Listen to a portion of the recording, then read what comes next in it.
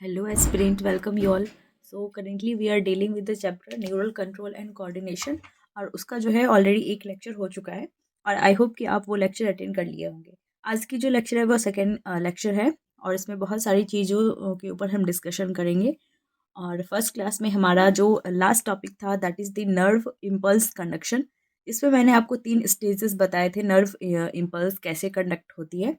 सबसे पहले रेस्ट जो रहता है वो पोलराइज्ड स्टेट रहता है, उसमें इनवर्ड जो होता है यानी कि एक्सोलेम्मा का इनवर्ड नेगेटिवली चार्ज रहेगा, आउटवर्ड पॉजिटिवली चार्ज रहता है। उसके बाद एक्सोलेम्मा के पास कुछ चैनल्स होते हैं जिसको हम गेट्स कहते हैं, लीकी चैनल्स और voltage gated channel. Polarised state जो होता है उसमें एक्सोलेम्मा परमिएबल होता है पोटेशियम आयन के लिए, लेकिन ऑलमोस्ट इम्परमिएबल होता है सोडियम आयन के लिए। इस पोलराइजेशन जो है ये मेंटेन्ड होता है by the sodium potassium prompt, जिसकी वजह से 3 सोडियम जो होता है वो बाहर की तरफ एक्सपेल्ड आउट होता है, 2 पोटेशियम उसके बदले आता है by using of the 1 ATP. इस स्टेट पे पोटेशियम आयन जो होता है वो मूव करता है आउटवर्ड की तरफ from the ectoplasm through potassium ion leaky channels following the concentration gradient. उसके बाद दूसरा था हमारा डीपोलराइज्ड स्टेट, जिसमें कि स्टिमुलस जो है एक्सटर्नल स्टिमुलस के आने से सोडियम पोटेशियम पंप जो है वो डीएक्टिवेट हो जाता है और एक्सोलेमा अटेन करता है एक थ्रेशोल्ड पोटेंशियल ऑफ -60 मिलीवोल्ट और उस फेज में वोल्टेज गेटेड सोडियम आयन का चैनल जो है वो खुल जाता है, जिससे क्या होता है रैपिड मूवमेंट होता है सोडियम आयन का फ्रॉम द बाहर से अंदर की तरफ, रैपिड मूवमेंट होता है सोडियम आयंस का। और एक्सोलेमा जो है वो रीच करता है potential up to that is the 30 millivolt जो है उसकी पोटेंशियल हो जाती है और उसके बाद अंदर की तरफ जो होता है अब पॉजिटिव होता है और आउटवर्ड नेगेटिव होता है। तीसरा होता है हमारा stage that is the repolarized state, जहाँ जैसे ही एक्सोलेमा जो है अटेन करता है प्लस का 30 मिलीवोल्ट, तो वोल्टेज गेटेड सोडियम चैनल जो है वो बंद हो जाता है और पोटेशियम आयन का वोल्टेज गेटेड चैनल जो है वो खुल जाता है, जिससे क्या होता है कि मूवमेंट होता है पोटेशियम आयन का फ्रॉम द आउटवर्ड फ्रॉम मतलब इनवर्ड टू आउटवर्ड, अंदर से बाहर की तरफ, और जिससे एक्सोलेमा जो है उसमें हाइपर पोलराइज्ड स्टेट आता है -90 मिलीवोल्ट का। इसके बाद मैंने चार्जेस जो है उसको भी डिफाइन किया था और आज की जो क्लास है वो स्टार्ट हो रही है। ट्रांसमिशन ऑफ इम्पल्स जो है यहाँ से स्टार्ट हो रही है हमारे आज की क्लास और बहुत ही ज़्यादा इम्पोर्टेंट ये टॉपिक है। इम्पल्स ट्रांसमिशन जो होता है या ट्रांसफ़र होता है, ये बेसिकली ट्रांसफ़र होता है नर्व इम्पल्स का एक न्यूरॉन से अदर न्यूरॉन में, यानी कि एक न्यूरॉन से अदर न्यूरॉन में, या फिर हम न्यूरॉन की बात कर ले या फिर हम दूसरे मसल्स की बात कर ले, जिसमें हमने न्यूरोमस्कुलर जंक्शन की जिक्र की थी। उसमें मैंने आपको बताया था कि नर्व इम्पल्स का ट्रैवल अगर एक न्यूरॉन से दूसरे न्यूरॉन में जा रहा है तो वो होता है थ्रू द सिनेप्स, मतलब न्यूरॉन की जो एक्सॉन है वहाँ से जो दूसरे न्यूरॉन की डेंड्राइट है वहाँ पे ट्रैवल करती है इम्पल्स और वो ट्रैवल करती है थ्रू द साइनेप्स। दूसरा होता है कंडीशन जिसमें कि मसल्स में, मतलब एक न्यूरॉन से, एक न्यूरॉन की जो एक्सॉन है वहाँ से दूसरे मसल में अगर जा रही है वो होती है थ्रू द एनएमजे यानी कि न्यूरोमस्कुलर जंक्शन। तो ये दोनों पॉइंट को हमें याद रखना है। तीसरा होता है मतलब तीसरा पॉइंट हम कवर कर रहे हैं that is the synapse. Synapse क्या होता है? ये जंक्शन होता है मतलब दो न्यूरॉन्स है, दो न्यूरॉन्स के बीच का जो जंक्शन होता है, बीच का गैप, उसको हम कहते हैं साइनेप्स। अब ये साइनेप्स जो होता है वो दो तरह का हो सकता है, इलेक्ट्रिकल साइनेप्स हो सकता है और केमिकल, और इन दोनों के ऊपर जो है वो इसके पॉइंट से ही क्वेश्चन आ जाता है, तो हमें बस याद रखना है कि क्या क्या है इसमें। इलेक्ट्रिकल साइनेप्स में क्या होता है कि एक्सॉन से डेंड्राइट की तरफ जो है वो ट्रैवल करती है और इसमें मतलब एक न्यूरॉन की एक्सॉन वाले पार्ट जो उसकी लास्ट पॉइंट होती है और दूसरी की स्टार्टिंग पॉइंट दैट इज उसकी डेंड्राइट होगी। तो वहाँ से वहाँ तक जो एक्सॉन से डेंड्राइट तक जो इम्पल्स का ट्रांसमिशन होता है उसके बीच में आता है गैप जंक्शन। तो यहाँ पे साइनेप्स की तरह एक्ट करता है that is the gap junction. और केमिकल साइनेप्स जो होता है यहाँ पे एक्सॉन से डेंड्राइट में सिनेप्टिक क्लेफ्ट के द्वारा, सिनेप्टिक क्लेफ्ट के अंदर क्या होगा that is the synaptic vesicle और उसमें फिर न्यूरोट्रांसमीटर हमें देखने को मिलता है। तो केमिकल यहाँ पे क्या होगा, न्यूरोट्रांसमीटर होगा, और इलेक्ट्रिकल में गैप जंक्शन के थ्रू जो है एक्सॉन से डेंड्राइट में इम्पल्स ट्रेवल करती है। जो सिनेप्टिक क्लेफ्ट होता है वो बहुत ज़्यादा ही क्या होता है, स्मॉल होता है। इलेक्ट्रिकल के अंदर सिनेप्टिक क्लेफ्ट जो होता है मतलब स्पेस वो बहुत ज़्यादा क्या रहेगा, स्मॉल रहेगा। गैप जंक्शन जो होता है वो are found between the neurons and transmit impulse. यहाँ पे गैप जंक्शन जो होता है, न्यूरॉन्स के बीच में जो स्पेस होती है उसको यहाँ पे गैप जंक्शन कहा गया है, और वही इम्पल्स को क्या करती है, ट्रांसमिट करती है या ट्रांसफर करती है। यहाँ पे बहुत ही फास्ट कंडक्शन होता है इम्पल्स का, कोई डिले नहीं देखने को मिलता है। ठीक है, तो ये तीनों पॉइंट को हमें याद रखना है। इसके बाद केमिकल साइनेप्स जो होता है, इसमें सिनेप्टिक क्लेफ्ट जो होता है वो थोड़ा वाइडर रहता है, ऑफ कोर्स रहेगा। और इसमें केमिकल्स जो होता है, मतलब यहाँ पे केमिकल सिनेप्स में केमिकल काम करता है न्यूरोट्रांसमीटर, जो कि हेल्प करता है इन द इम्पल्स की ट्रांसमिशन में। और यहाँ पे डिले की चांसेस हो सकती है क्योंकि न्यूरोट्रांसमीटर है यहाँ पे इलेक्ट्रिसिटी काम नहीं कर रही है, इलेक्ट्रिकल कुछ भी काम नहीं कर रहा है, तो यहाँ पे थोड़ा डिले हो ही सकता है। इसके बाद हम बात कर ले यहाँ पे केमिकल साइनेप्स की शटअप को, जो कि हमारी एनसीईआरटी में दे रखी है। ठीक है, तो केमिकल सिनेप्स जो होता है उसमें क्या होता है कि बेसिकली ये हमारा एक्सॉन की जो है वो एंडिंग, जहाँ पे ये सिनेप्टिक जो वेसिकल था, मतलब सिनेप्टिक जो क्लेफ्ट है, जो एक्सॉन की एंडिंग होती है वहाँ पे नोब जो होता है, उस नोब के अंदर सिनेप्टिक वेसिकल होगा यानी कि थैला, और उसके अंदर क्या देखने को मिलता है, हमें न्यूरोट्रांसमीटर देखने को मिलता है। और जो मेम्ब्रेन होती है एक्सॉन की, मतलब उसकी एंडिंग की, दैट इज सिनेप्टिक नोब की, उसकी जो मेम्ब्रेन होती है उसको क्या कहते हैं, प्री सिनेप्टिक मेम्ब्रेन। इसके बाद जो मेम्ब्रेन होता है दूसरा, जैसे कि हमारे मसल्स तक या दूसरे न्यूरॉन की जो डेंड्राइट है वहाँ तक अगर हमें इम्पल्स की ट्रांसमिशन करनी है तो उसकी जो मेम्ब्रेन होगी वो होती है पोस्ट सिनेप्टिक मेम्ब्रेन। ठीक है, एक होती है प्री सिनेप्टिक मेम्ब्रेन, दूसरा होता है पोस्ट सिनेप्टिक मेम्ब्रेन, और इन दोनों के बीच की जो स्पेस होती है उसको कहते हैं हम that is the synaptic cleft. और साइनेप्स क्या होता है, इन तीनों मेम्ब्रेन को मिला के हम क्या कहते हैं, synapse. Pre synaptic membrane, synaptic cleft और पोस्ट सिनेप्टिक मेम्ब्रेन एक साथ सिनेप्स कहलाता है। और जो सिनेप्टिक वेसिकल्स होता है इसके अंदर, इसमें क्या प्रेजेंट होता है, दैट इज द न्यूरोट्रांसमीटर्स। और जो पोस्ट सिनेप्टिक मेम्ब्रेन होता है उस पर प्रेजेंट होता है न्यूरोट्रांसमीटर, जो मैंने ऑलरेडी यहाँ पे दिखा रखा है। और इसके बाद जो है हम समझते हैं कुछ न्यूरोट्रांसमीटर का नाम। न्यूरोट्रांसमीटर दो तरह का हो सकता है, या तो वो एक्साइटेटरी हो सकता है या इनहिबिटरी हो सकता है। या तो वो एक्साइट काम करवा सकता है या उस चीज़ को वो रोक सकता है, जिसको इनहिबिटरी कहते हैं या इनहिबिट करना कह सकते हैं। तो अगर एक्साइटेटरी न्यूरोट्रांसमीटर है, यहाँ से PYQ आया हुआ है, आ भी सकता है। ये जो एक्साइटेटरी जो होता है उसमें आता है ग्लूटामेट, स्पार्टेट और एसिटाइलकोलिन। ठीक है, ग्लूटामेट, स्पार्टेट और एसिटाइलकोलिन क्या होता है, दैट इज द एक्साइटेटरी होता है। जो इनहिबिटरी होता है उसमें आता है गाबा, जिसका फुल फॉर्म है that is the gamma amino butyric acid. तो इनहिबिटरी वाला में एक है, याद रखना है, और एक्साइटेटरी में ये तीन मैंने आपको बताया है, तो तीनों को आप याद रखेंगे। इसके बाद अब इस इम्पल्स की ट्रांसमिशन कैसे होती है, कैसे ये ट्रैवल करती है, वो हम देख लेते हैं।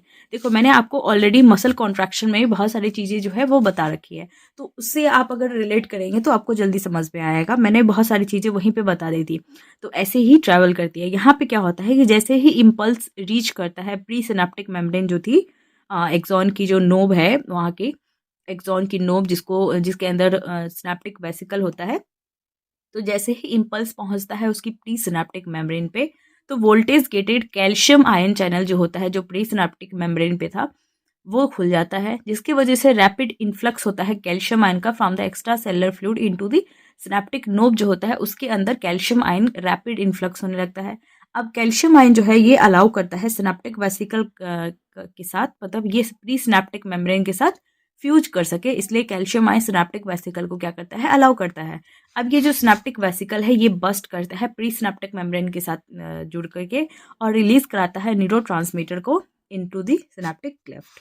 अब ये जो न्यूरोट्रांसमीटर है ये बाइंड करेगा स्पेसिफिक रिसेप्टर जो कि प्रेजेंट होता है पोस्ट सिनेप्टिक मेम्ब्रेन पे, जिससे कि मेम्ब्रेन की परमेबिलिटी चेंज हो जाती है पोस्ट सिनेप्टिक मेम्ब्रेन पे। और या तो वो न्यूरोट्रांसमीटर जो है वही एक्साइटेटरी होगा या इनहिबिटरी होगा, तो वो अपना अपना काम करेगा, या तो वो एक्साइट कराएगा या फिर वो इनहिबिट करेगा उस पर्टिकुलर जो केमिकल्स है उसको।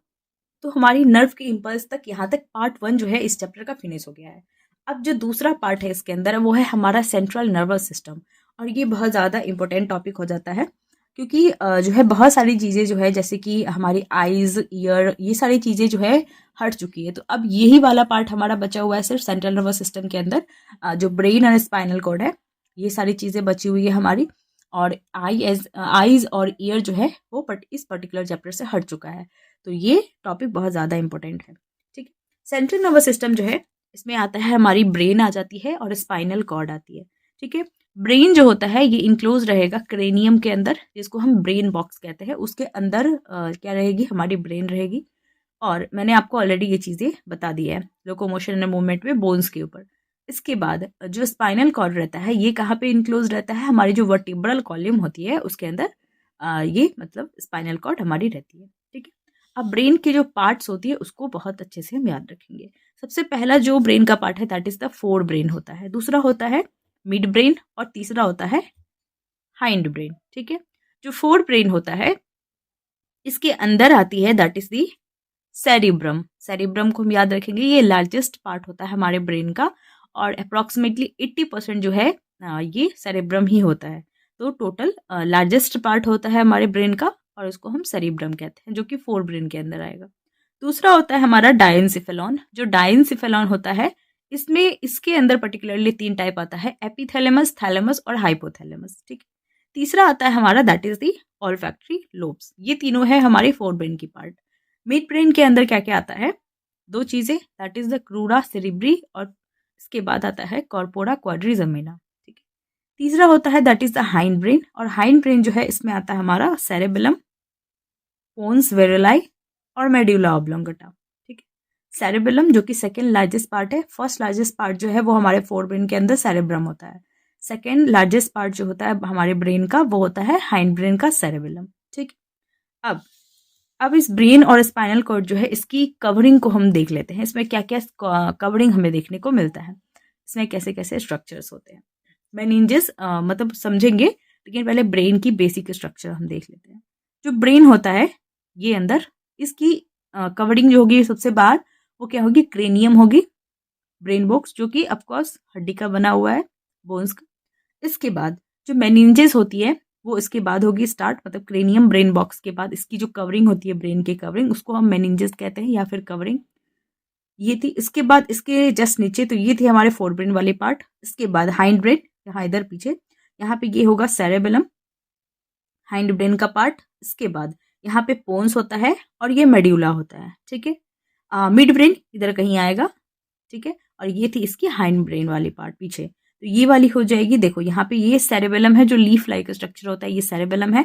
सेरेबेलम के जस्ट सामने होता है पोन्स और पोन्स के जस्ट नीचे क्या होता है, मेड्यूला। ये तीनों हाइंड ब्रेन का पार्ट है।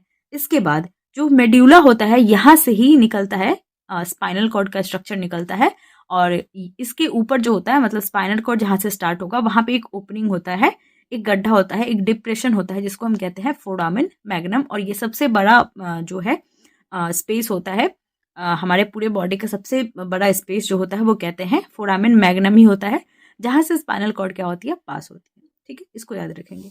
इसके बाद आता है हमारा part that is the meninges. अब कवरिंग के ऊपर हम बात कर लेते हैं क्या क्या कवरिंग्स होती है। तो सबसे पहले मेनिंजेस में सबसे पहले तो वही हमारी क्रेनियम यानी कि ब्रेन बॉक्स। अब उसके नीचे जो है हमारी मेनिंजेस है। अब मेनिंजेस 3 है, एक होती है पहली, सबसे पहली जो मतलब क्रेनियम है ब्रेन बॉक्स, उसके जस्ट बाद ही हमारा होता है ड्यूरा मैटर। ठीक है, ये थिक कवरिंग होती है ड्यूरा मैटर। दूसरा होता है अरेक्नोइड मैटर और तीसरा होता है हमारा दैट इज दी पाया मैटर। ठीक है, तो पहला होता है ड्यूरा मैटर, हाईली ड्यूरेबल। इसके बाद ड्यूरा मैटर थिक होता है, अरेक्नोइड मैटर उसके बाद, और तीसरा होता है पाया मैटर। जो ड्यूरा मैटर होता है और अरेक्नोइड मैटर होता है इस दोनों के बीच में आता है सब ड्यूरल स्पेस। ठीक है, अरेक्नोइड स्पेस और पाया मैटर जो है इसके बीच में आता है सब अरेक्नोइड स्पेस। और ये मेनिंजेस ये खत्म होगी, मतलब सबसे पहले क्रेनियम, फिर ये तीनों मेनिंजेस का पार्ट, इसके बाद आता है हमारा दैट इज द ब्रेन का पार्ट। ठीक, अब जो सब अरेक्नोइड स्पेस है, मतलब अरेक्नोइड और पाया के बीच में मैंने आपको बताया है that is the subarachnoid space. तो सब अरेक्नोइड स्पेस जो होता है उसके अंदर भरा हुआ रहता है सीएसएफ। सीएसएफ माने सेरिब्रो स्पाइनल फ्लूइड। ठीक, सीएसएफ जो होता है ये इसलिए प्रेजेंट होता है ताकि हमारी जो ब्रेन है उसके अंदर ये प्रेजेंट होता है ताकि जो हेवीनेस होता है वो कम हो सके। ये फ्लूइड की तरह होता है जो कि प्रेजेंट होता है ताकि वेट जो है वो ज़्यादा ना लगे हमारे ऊपर। ठीक है, इसके बाद जो मेनिंजेस होती है ये प्रोटेक्ट करती है जो सॉफ्ट ऑर्गन्स होते हैं जैसे कि ब्रेन और स्पाइनल कॉर्ड जो होता है, इसको ये क्या करता है, प्रोटेक्ट करता है। ऑफकोर्स प्रोटेक्ट करेगा क्योंकि ये कवरिंग होती है। आउटर से इनर की तरफ अगर हमें पूछा जाए, जो कि पूछा जाता है हमेशा, आउटर से इनर जो है मेनिंजेस की क्या क्या पार्ट है, that is the dura mater, फिर अरेक्नोइड, उसके बाद आता है पाया मैटर। ठीक है, अब हम CSF की फंक्शन के ऊपर बात कर ले, सेरिब्रोस्पाइनल फ्लूइड की। तो सबसे पहला काम होता है उसका, that is the waste removal. दूसरा, ये ट्रांसपोर्ट करता है यूजफुल सब्सटेंसेस हमारे नर्वस सिस्टम तक। तीसरा, ये प्रोवाइड करता है कशन इफेक्ट हमारे सेंट्रल नर्वस सिस्टम को, क्योंकि ये एक तरह का शॉक अब्जॉर्बर होता है। इसके बाद ये बायंसी प्रोवाइड करता है, यानी कि हल्का फील होता है हमारे ब्रेन को, जो है हल्का फील होता है। वेट जो होता है वो ब्रेन का, दैट इज 1250 से 1450 ग्राम का, अप्रॉक्सीमेटली 1500 ग्राम का जो है वो हमें फील होता है। इसके बाद हम बात कर ले यहाँ पे स्पाइनल कॉर्ड की। तो स्पाइनल कॉर्ड के अंदर ही सेम ब्रेन की तरह ही इसकी पार्ट होती है, जैसे कि हमारी जो वर्टिब्रल कॉलम है इसके अंदर से पास होती है हमारी स्पाइनल कॉर्ड। तो इसमें सबसे पहले होता है एपीड्यूरल स्पेस, इसके बाद वही ड्यूरा मैटर, अरेक्नोइड मैटर, पाया मैटर, और फिर हमारा आता है स्पाइनल कॉर्ड। तो यही सेम हमारे ब्रेन की तरह ही होता है। और यहाँ तक थी हमारी ये सब टाप। उसके बाद जो है नेक्स्ट क्लास जो हमारी होगी, that is the third class, इसी के ऊपर होगी न्यूरल कंट्रोल एंड कोऑर्डिनेशन। इसमें हम जो पूरा पार्ट है हमारे ब्रेन्स की, जो जिसको मैंने अभी नेम बस बताया है, फोर ब्रेन, मिड ब्रेन और हाइंड ब्रेन, इसके ऊपर पूरी डिटेलिंग होगी, दैट इज़ हमारे थर्ड लेक्चर में। और थर्ड टू फोर्थ लेक्चर में हमारे ये चैप्टर भी हमारा फिनिश हो जाएगा। ठीक है, तो आई होप आपको समझ में आया होगा। और हैंड रिटन नोट्स के लिए आप इंस्टाग्राम, टेलीग्राम कहीं पे भी जुड़ सकते हैं, आपको मिल जाएगा। और तब तक के लिए stay tuned, stay healthy and thank you.